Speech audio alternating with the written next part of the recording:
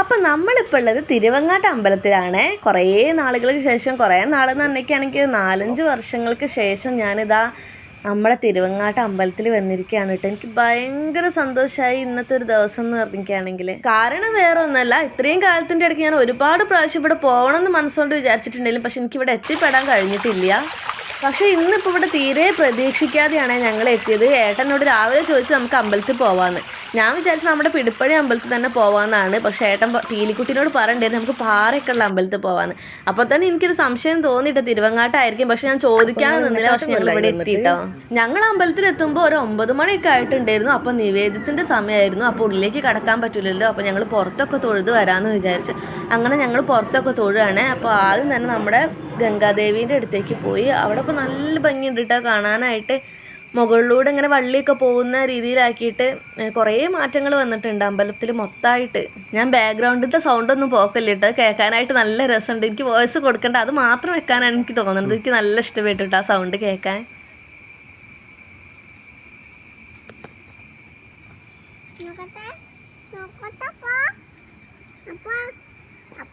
പിന്നെ ഇവിടുത്തെ ഒരു പ്രത്യേകത എന്താണെന്ന് വെച്ചിട്ടാണെങ്കിൽ ഏത് കൊടും വേനൽക്കും ഈ പാറേൻ്റെ മുകളിൽ നിന്ന് ഇങ്ങനെ വെള്ളം ഒലിച്ച് വരും കേട്ടോ. പണ്ട് ഞാനും എൻ്റെ ഫ്രണ്ട് അനീഷ്മയും ഞങ്ങൾ അധികം ഞായറാഴ്ചകളിലും ഇവിടെ വരുമായിരുന്നു.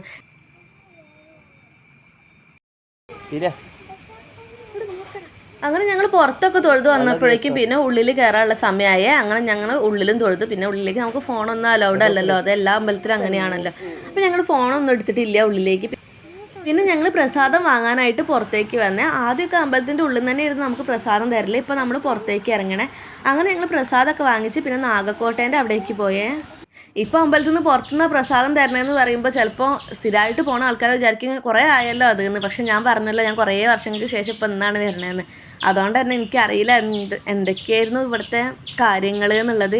അപ്പോൾ ഇന്ന് ഞങ്ങൾക്ക് പുറത്തുനിന്നാണ് പ്രസാദം തന്നത്. നമ്മുടെ പൊന്ന് പെറുക്കിയിരുന്ന് കാട്ടി അമ്മയ്ക്ക് വീഡിയോയിൽ എൻ്റെ കുഞ്ഞു കയ്യിൽ നോക്കട്ടെ, ചിരിക്കേ അമ്മ നോക്കിയിട്ട്.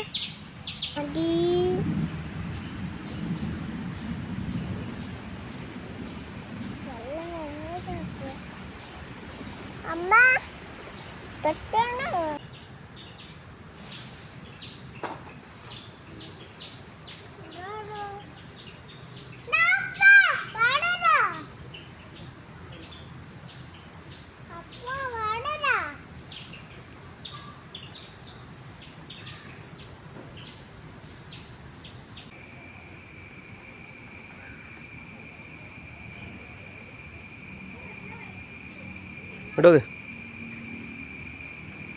ഇങ്ങോട്ടോക്ക് ഇങ്ങോട്ടോക്ക്.